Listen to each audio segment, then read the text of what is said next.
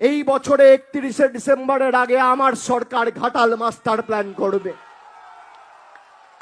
মমতা বন্দ্যোপাধ্যায় আরামবাগ থেকে দেবকে পাশে নিয়ে ঘোষণা করে যে 1 মাস সময় দিলাম, যদি এপ্রিলের মধ্যে নির্বাচন ঘোষণা হওয়ার আগে বা এপ্রিলের 30 তারিখের মধ্যে কেন্দ্র সরকারের তরফ থেকে কোনো সদুত্তর না পাই, তাহলে কারোর দয়া দাক্ষিণ্যে আমরা বেঁচে নেই।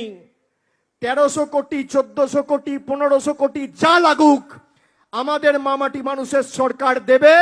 আর আগামী নির্বাচন ঘাটালের মাটিতে ঘাটালের মাস্টার প্ল্যানকে সামনে রেখে হবে। এটাই তৃণমূল কংগ্রেসের গ্যারেন্টি।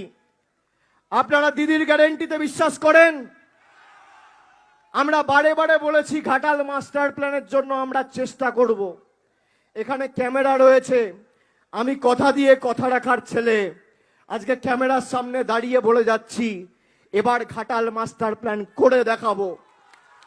কারোর দয়া দাক্ষিণ্যে বাংলার মানুষ বেঁচে নেই। বাংলার 59 লক্ষ আজকে বলতে বাধ্যই হচ্ছে। আমার মনে হয় না যতদিন না দিদি প্রাইম মিনিস্টার হচ্ছে ততদিন ঘাটাল মাস্টার প্ল্যানটা সম্ভব হবে না। তো আমাদের দিদিকে প্রাইম মিনিস্টার করতেই হবে, না